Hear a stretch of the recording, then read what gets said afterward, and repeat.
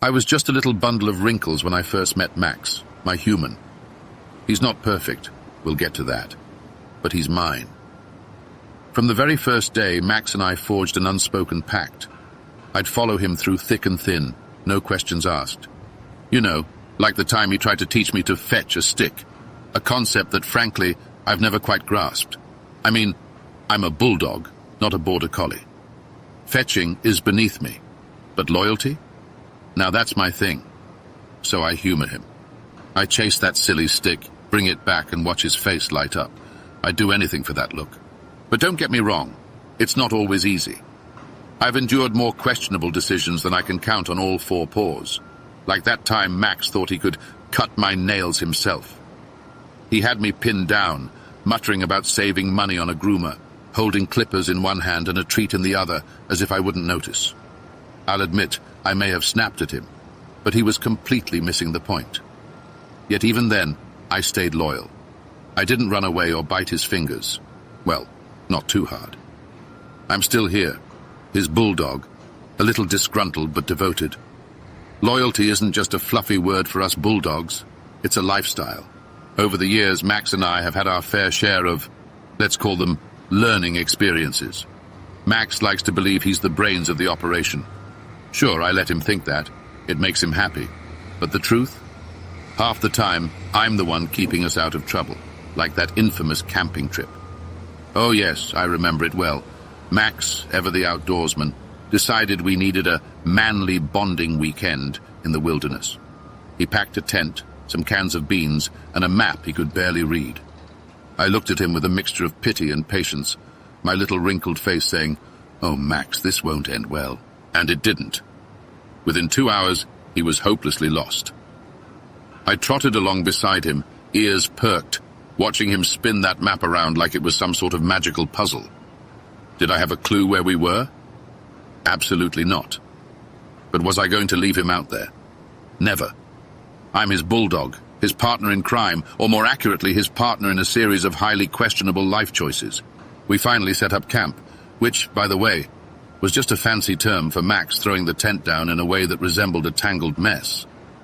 But I lay there, snuggled by his side, listening to his terrible rendition of campfire songs and trying not to snicker. Even when he burned our dinner to a crisp, I wagged my stubby tail and pretended to enjoy the charred beans he handed me. It wasn't about the food, it was about loyalty. Because when you love your human, you eat burnt beans and laugh at his terrible sense of direction. Then there was the great sofa incident. Oh, Max was furious, absolutely beside himself.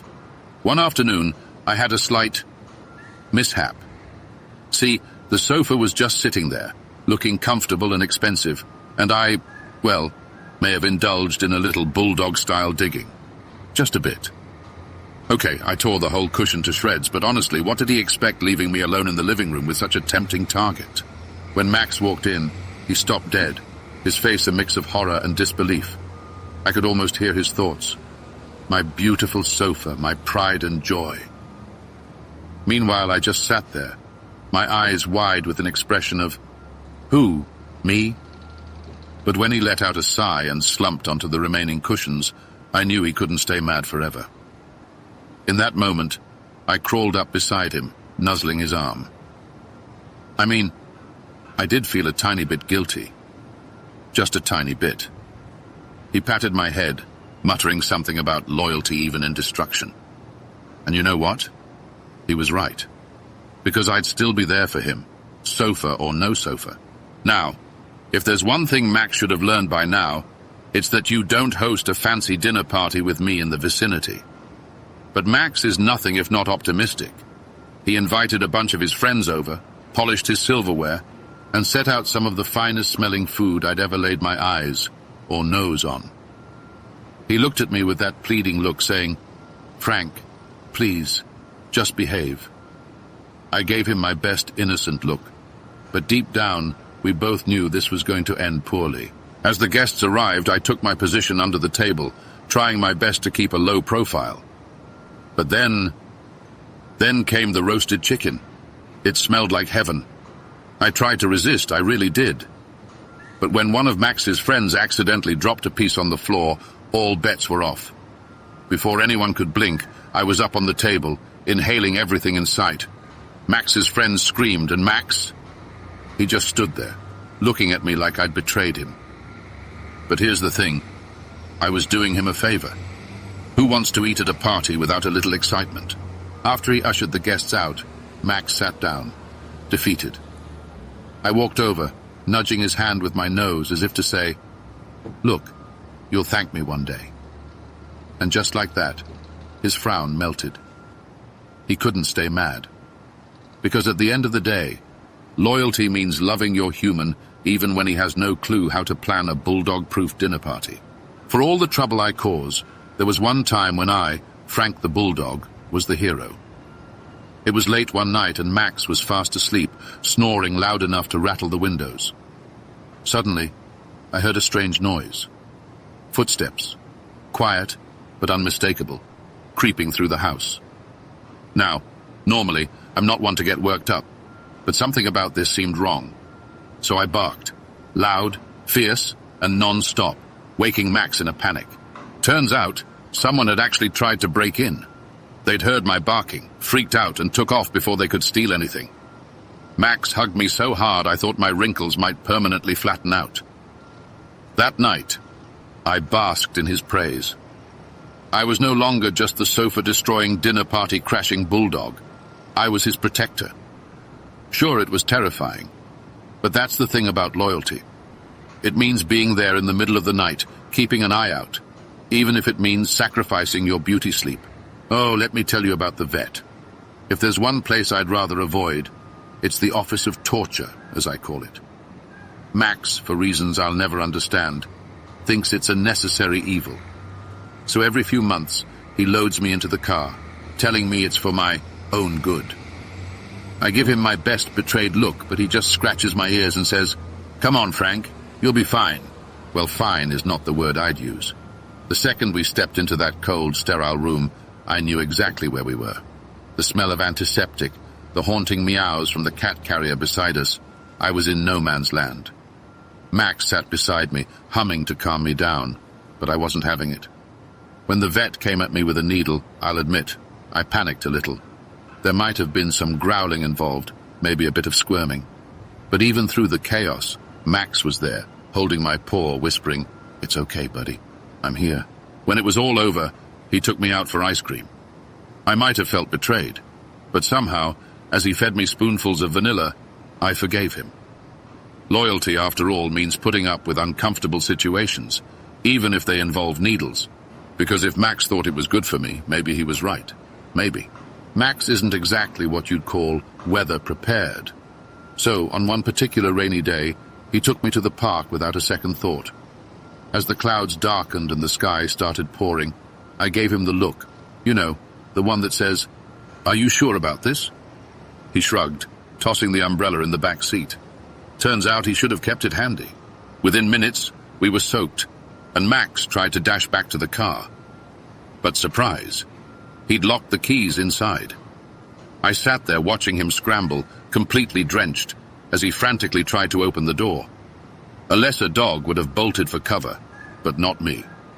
I sat loyally at his side, shivering but unwavering, because that's what bulldogs do. We stick around, even when our humans are clearly lacking common sense.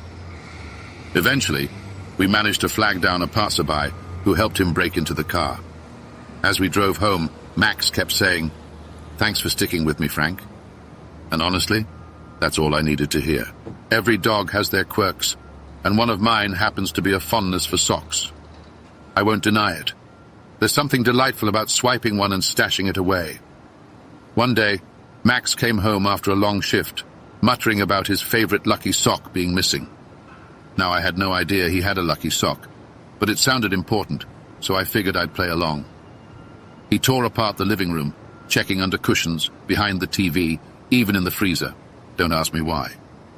All the while I sat there, trying to look innocent. Finally, he plopped down beside me in defeat.